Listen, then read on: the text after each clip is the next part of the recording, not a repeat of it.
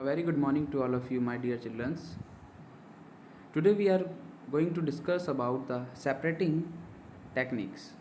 बच्चों, हमारा second chapter running में है और हम यहाँ पर कुछ सेपरेटिंग टेक्निक्स को समझने वाले हैं। बच्चों, सबसे पहले हमें दो टर्म्स समझने की ज़रूरत है। दो टर्म्स हैं वॉलेटाइल एंड नॉन वॉलेटाइल। बच्चों, जिस सब्सटेंस की वेपर बन सकती है उसे हम वॉलेटाइल बोलेंगे और जिस सब्सटेंस की वेपर नहीं बन सकती उसे नॉन वॉलेटाइल कहेंगे।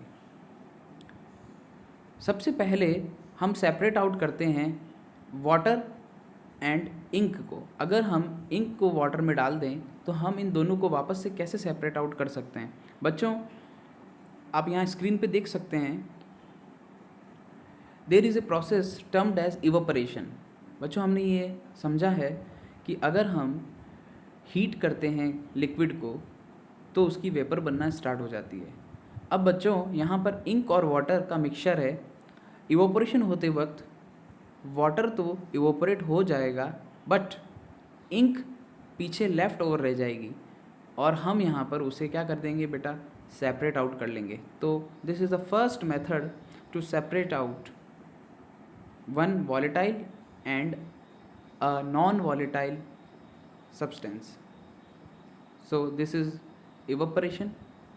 Now another method is how to separate out colloids.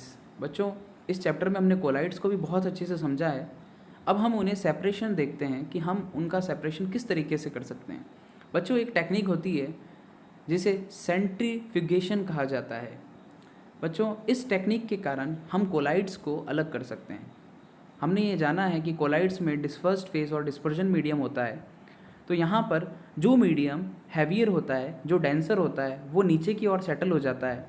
जैसे आप एग्जाम्पल के लिए आप देख सकते हैं, जब हम कर्ड मिल्क देखते हैं तो कर्ड मिल्क में जो वाइट पार्ट होता है वो नीचे की ओर सेटल हो जाता है और जो लिक्विड वाटर पार्ट होता है वो ऊपर की ओर आ जाता है। तो हम वहाँ पर देख सकते हैं कि हम पानी को वहाँ पर सेपरेट आउट कर सकते हैं। वही प्रोसेस सेंट्रीफ्यूगेशन में होती है। अगर हम मिल्क का भी सेंट्रीफ्यूगेशन करते हैं, जैसे मिल्क से हम घी बनाते हैं बच्चों, तो वो भी इसी प्रोसेस से होता है।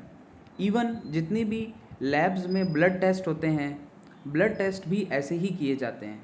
तो बच्चों, सेंट्रीफ्यूगेशन को बेसिकली कोलाइडल सॉल्यूशंस को सेपरेट आउट करने के लिए किया जाता है। आई होप आपको ये समझ में आ चुका होगा अच्छे से। So this was another separating techniques named centrifugation. Now third one is how to separate a mixture of two immiscible liquid. बच्चों, दो immiscible liquid in the sense heterogeneous mixture को अभी हमें यहाँ पर separate out करना है। तो आप यहाँ पर देख सकते हैं, यहाँ एक एपरेटस हमने लिया है और उस एपरेटस में हमने इस नॉब को ओपन करके यहाँ पर हमने इमिसिबल लिक्विड डाल दिया। अब इमिसिबल लिक्विड डालने से हमें यहाँ पर एक चीज़ मिलेगी कि जो पोर्शन हैवियर होगा वो नीचे की ओर सेटल हो जाएगा और जो लाइटर होगा वो ऊपर की ओर फ्लोट करेगा। जैसे अगर आपने पानी और केरोसिन को मिक्स किया है तो केरोसिन ऊपर की ओर रह जाएगा और पानी नीचे की ओर सेटल हो जाएगा। यहाँ पर आप देखो एक स्टॉप कॉक लगा है। इस स्टॉप कॉक को ओपन करके हम जो वाटर नीचे की ओर इकट्ठा हुआ है उसे हम यहाँ से क्या कर सकते हैं बच्चों, सेपरेट आउट कर सकते हैं और पीछे केरोसिन को हम लेफ्ट ओवर छोड़ सकते हैं। तो this was separation of immiscible liquids.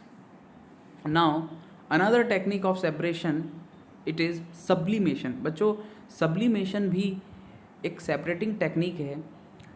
अगर हम एज ए एग्ज़ाम्पल यहाँ लें तो जैसे अगर हमें अमोनियम क्लोराइड को अलग करना है, अमोनियम क्लोराइड को अगर हमें अलग करना है बच्चों, तो हम यहाँ पर एक अमोनियम क्लोराइड का मिक्सचर किसी सॉल्ट के साथ इस बीकर में ले लेंगे।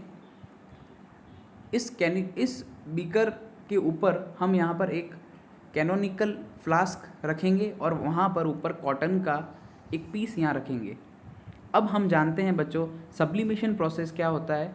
Sublimation process means the direct conversion of solid to gas without coming into the liquid state. तो यहाँ पर बच्चों अमोनियम क्लोराइड एक सबलाइम सब्सटेंस है। क्यों है सबलाइम? क्योंकि ये डायरेक्टली कन्वर्ट हो जाएगा बच्चों गैसियस फॉर्म में without going into liquid. Now on providing heat this ammonium chloride will collect in the form of vapor at cotton and after then we can separate out. So it is also a separating techniques. Meanwhile you can take example of camphor, naphthalene and anthracene. बच्चों ये सारे compound Sublime होते हैं, तो हम यहाँ पर sublimation करके भी इन्हें सेपरेट आउट कर सकते हैं. Now another separating technique is chromatography. बच्चों chromatography means separation of colours. Chroma एक लैटिन वर्ड है जो हमें क्या समझाता है कि हम यहाँ पर डिफरेंट कलर्स को ले सकते हैं.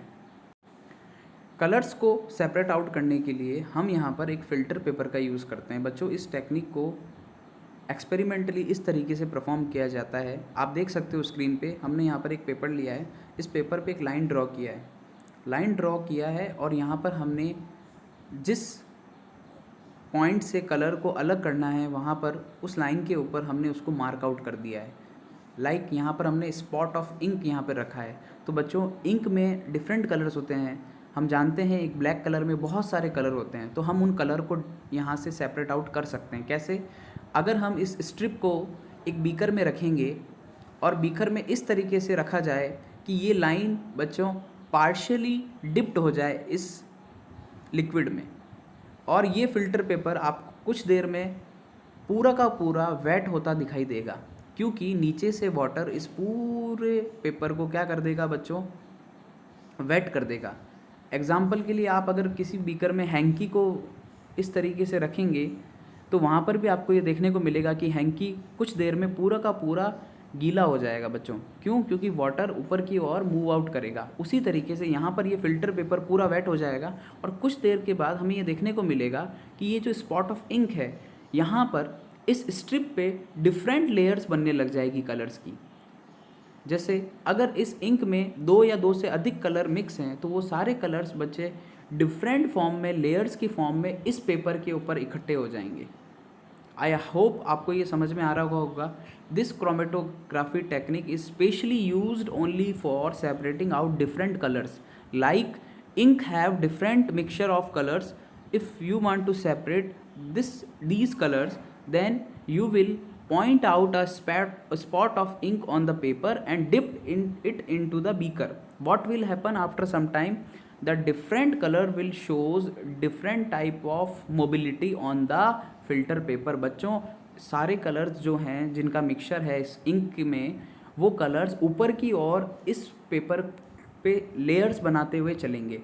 अब आपको एक चीज़ याद रखनी है बच्चों, जिस कलर का मूवमेंट ज़्यादा होगा तो हम ये समझेंगे कि वो वाटर में उतना ज़्यादा सॉल्यूबल है. सपोज़ इंक में ब्लू कलर, रेड कलर और ग्रीन कलर मिक्स हैं, तो अगर ऊपर वाली लेयर रेड बनती है तो हम ये समझेंगे कि रेड कलर ज़्यादा सॉल्यूबल होता है पानी के अंदर.